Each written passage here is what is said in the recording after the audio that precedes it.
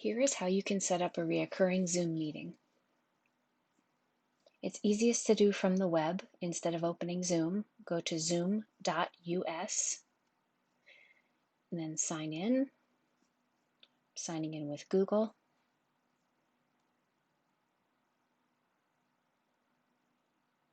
While we're in the settings, if you take a look at the profile, you can add a photo of yourself here. We suggest you do that.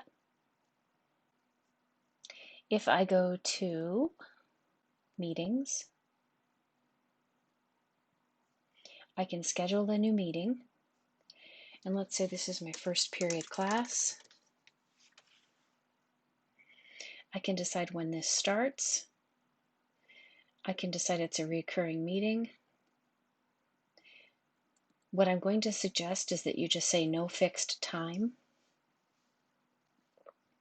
Have it generate the meeting ID automatically. You can change the security by typing something different in here. You can enable or not enable the waiting room. It depends.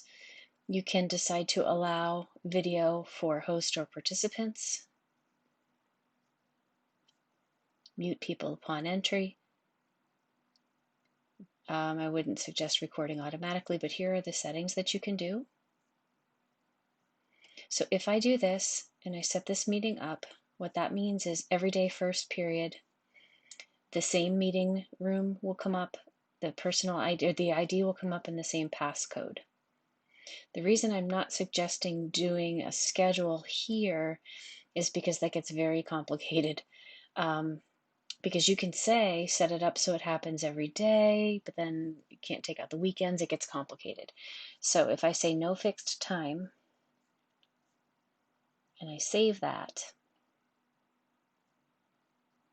I'm going to add it to my Google Calendar for me if I choose to, or what I can do is copy this invitation, and in Google Classroom, I could put this in here.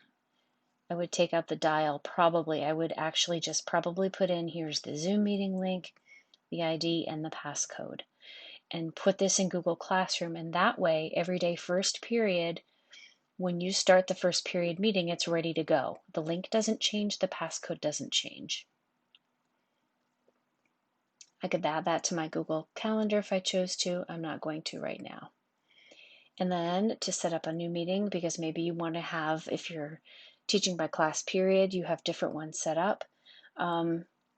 If you're elementary and you keep the same kids for a full day, there's no need to make a separate one. But I'm going to come back to meetings and schedule a meeting. Maybe this is my second period class. Again, I decide when it starts. It's recurring, no fixed time, and that way it doesn't matter if for whatever reason first period's delayed. You don't have to worry about that you said it was from this time to this time, start and stop times.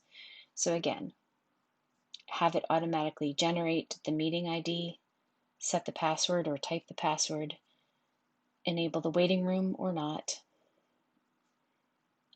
and then save that. Copy the invitation to the link, and this is what I'd put in my second period Google Classroom. So that is how you can set up meetings that reoccur, and that way you're not setting up a meeting every day for every group. If I'm in Zoom, and I now go look at my meetings, notice they come up here. So I created them on the web because I have more options, but then when I'm ready to start my first period meeting, I come here and I hit start. Ready to start second period, I do here, start. And what's nice is by letting it generate the meeting IDs, they're different for each class period, so you won't have a mix of kids in the wrong spot.